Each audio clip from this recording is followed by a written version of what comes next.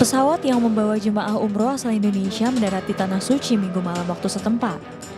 Sebelum turun ke terminal, para jemaah diwajibkan mengisi data screening COVID-19, termasuk melengkapi semua kebutuhan administrasi. Selanjutnya, jemaah turun dan menuju terminal untuk proses kedatangan.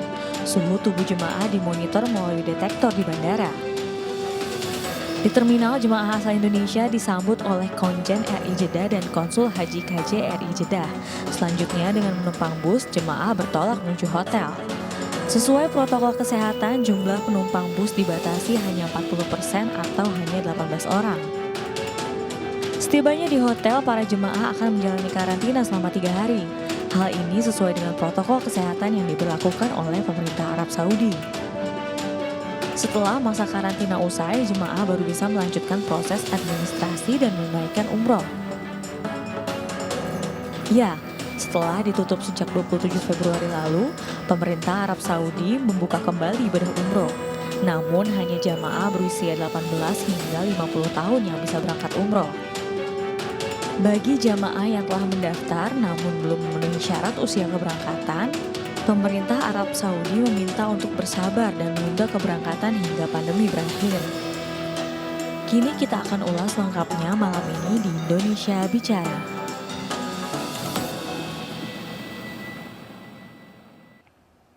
Pemerintah Arab Saudi akhirnya membuka kembali untuk kedatangan jamaah umroh. Ini tentu saja sebuah kabar bahagia bagi seluruh jamaah yang sudah merencanakan untuk umroh ke Tanah Suci maupun juga jamaah yang kemarin sempat tertunda keberangkatannya akibat pandemi COVID-19.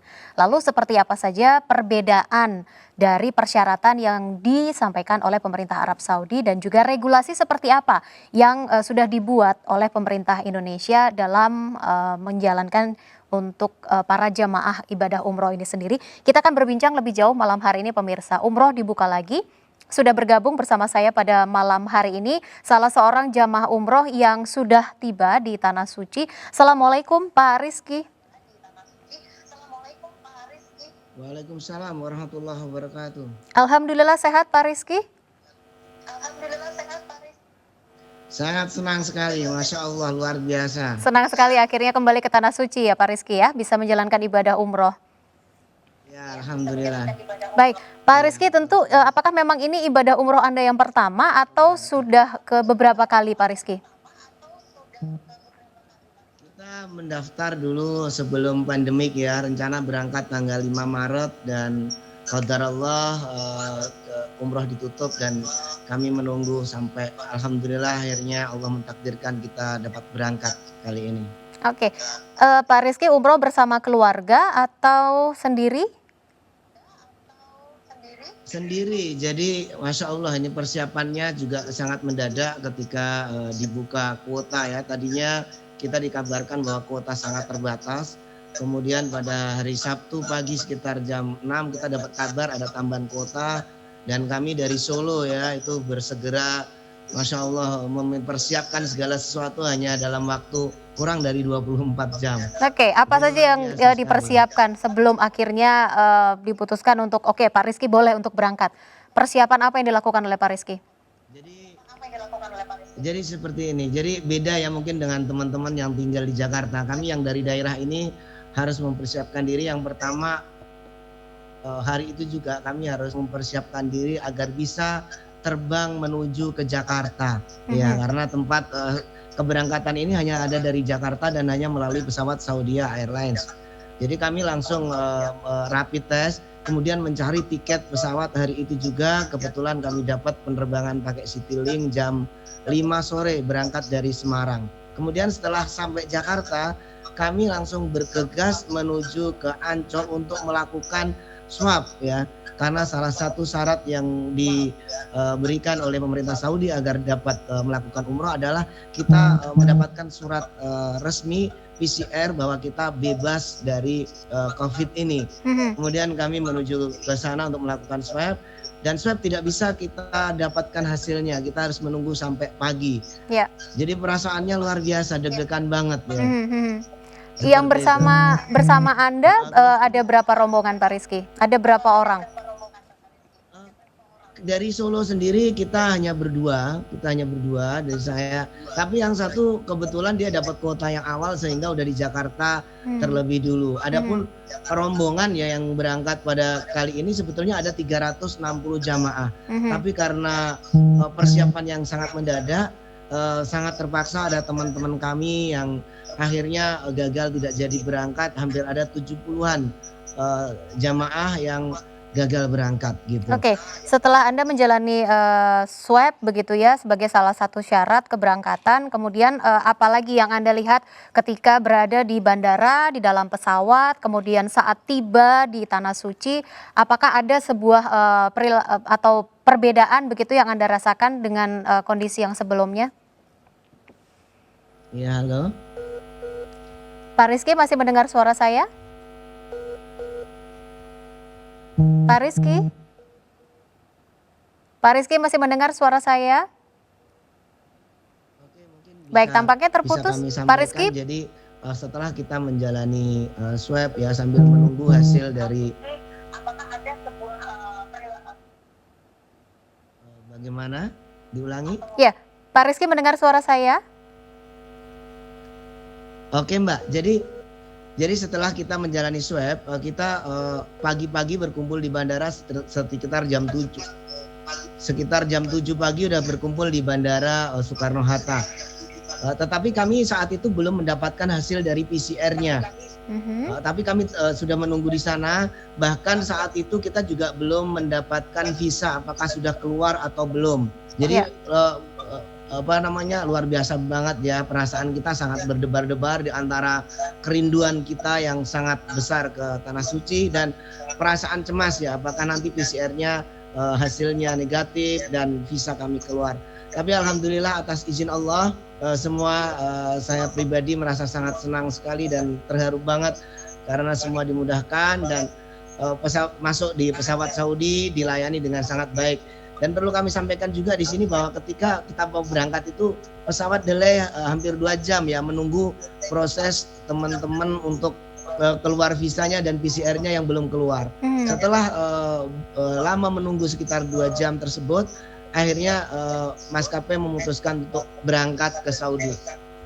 Dan selama di dalam pesawat semua alhamdulillah melakukan protokol kesehatan, dilakukan penyemprotan di dalam pesawat dan juga kami diwajibkan untuk terus memakai masker. Dan dari pihak Saudi juga menyediakan sebuah bingkisan ya atau starter kit yang isinya itu adalah sanitizer dan masker. Kemudian setelah sampai ke Jeddah, Masya Allah luar biasa. Kita jamaah Indonesia adalah kloter kedua di dunia ya Mbak. Perlu kami sampaikan di sini kloter kedua di dunia. Ya. Setelah Pakistan yang pertama kali. Jadi luar biasa kebanggaan dan rasa senang serta haru kami ketika mendarat di Jeddah dan masuk. Dan perasaan bahagia itu bertambah lagi ketika kita keluar dari bandara, Masya Allah disambut langsung oleh Komjen RI dan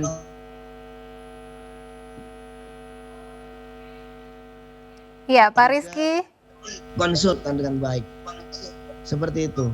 Baik. Dan tidak cukup di situ, itu masih diberikan juga mohon maaf ya bis jemputan VVIP yang di dalam bis itu hanya kapasitas yang harusnya ada 46 orang itu diisi hanya dengan 20 jamaah saja. Oke. Seperti itu. Masya Kurang Allah, lebih luar 50% biasa. Dan dari itu semua kapasitas disediakan oleh pemerintah kendaraan Saudi ya. Arabia. Ya, Pak Rizky, kalau boleh saya konfirmasi, apakah memang benar ada biaya tambahan yang harus Anda keluarkan begitu ketika melakukan perjalanan umroh untuk yang saat ini? Biaya PCR dan lain-lain, apakah memang ini adalah tanggungan pribadi atau sudah memang ditanggung oleh Biro Travel?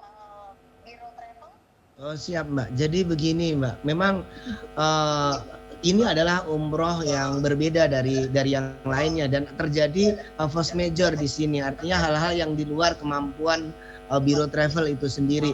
Jadi memang ada tambahan-tambahan ya semacam PCR dan hotel yang hanya dibuka bintang 5 saja seperti kami saat ini di Hilton Suite ya berada tepat di dekat halaman masjid. Ya. Jadi sangat wajar sekali bagi kami para jamaah ada tambahan-tambahan seperti itu. Dan bagi kami yang terpenting bukan berapa nilai tambahan tersebut, Mbak, tapi kerinduan kami dari terhadap tanah suci melaksanakan ibadah umroh ini tidak ternilai harganya kebahagiaan kami. Jadi memang ada tambahan, tapi tambahan itu proporsional banget bagi kami. Jadi sangat sesuai dengan fasilitas yang diberikan, Mbak. Contoh ya, tadi kapasitas base tadinya harusnya isi 46 orang, Ya. kemudian diisi oleh 20 orang. Kemudian di hotel ya sekelas bintang 5 yang mohon maaf ya tadinya harganya berapa mahal dan diisi oleh banyak orang, ini harus diisi oleh 2 orang saja. Jadi saya rasa tambahan-tambahan tersebut sangat sesuai dengan fasilitas dan rasa kenyamanan yang kami dapatkan. Insya Allah sesuai, dan lebih penting lagi bagi kami, insya Allah Allah akan memberikan pahala kepada kita sesuai dengan perjuangan yang kita keluarkan. Insya Allah demikian, Mbak. Baik, terakhir pertanyaan saya Pak Rizky, untuk kondisi seperti ini apakah memang benar diharuskan untuk karantina terlebih dahulu ketika Anda baru saja tiba begitu di Tanah Suci? Iya, itu juga menjadi bagian terpenting dari kami, dan mungkin ini menjadi pengetahuan juga bagi jamaah yang lain, saudara kami yang ingin ke Tanah Suci. Kalau menuruti emosi jiwa kami rasanya ingin sekali langsung bersujud di depan Ka'bah, memeluk multazam, ya, menumpahkan kerinduan kami kepada Baitullah, ya, menangis bermunajat di sana. Namun memang pemerintah Saudi memberlakukan protokol kesehatan ini dengan sangat ketat, Mbak. Ya. Jadi kami memang sekarang ini di hotel sedang karantina 3 hari. Ya.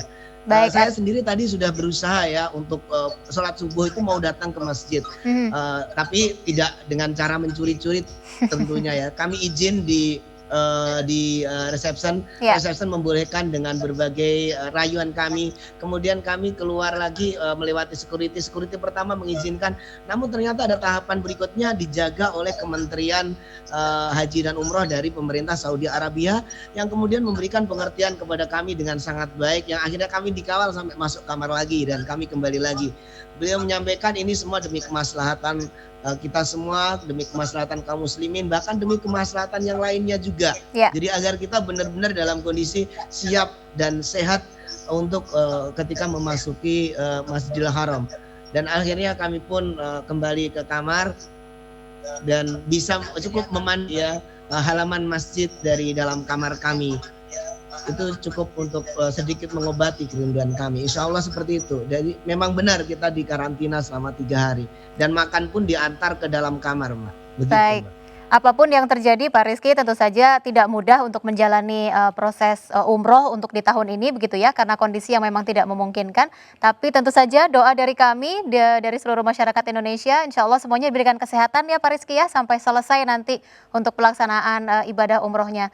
Salam kami untuk seluruh jamaah umroh yang ada di Tanah Suci saat ini. Sehat selalu Pak Rizky, terima kasih untuk waktu Anda. Selamat malam, Assalamualaikum. Jadi apapun yang kita lewati tadi, kita tetap tidak mengurangi rasa syukur kami kepada Allah Subhanahu wa taala ya, yang pertama, yang kedua kepada iya betul, Mbak. Jadi apapun yang terjadi, yang kita lewati, kita mengucapkan iya. Baik. Terima kasih ya, Pak Rizky. Apapun yang terjadi tidak mengurangi rasa syukur kami kepada Allah Subhanahu wa taala, dan kami juga mengucapkan banyak terima kasih kepada pihak-pihak yang membantu memudahkan dan dibukanya kembali perjalanan umroh ini, terutama kepada pemerintah Saudi Arabia, kepada pemerintah juga Indonesia, dan juga kepada Ampuri yang telah menjadi fasilitas bagi kami untuk memudahkan perjalanan kami ini. Baik, sehat selalu untuk Anda Pak Rizky dan juga seluruh jamaah umroh dari Indonesia yang ada di Tanah Suci saat ini. Terima kasih untuk waktunya. Assalamualaikum Pak Rizky. Baik pemirsa, kita akan lanjutkan kembali perbincangan pada malam hari ini. Seperti apa sebenarnya regulasi yang ditetapkan oleh pemerintah Indonesia menyesuaikan dengan kondisi yang sudah dikeluarkan oleh pemerintah Arab Saudi. Kita akan bahas selengkapnya sesaat lagi. Tetaplah bersama kami di Indonesia Bicara.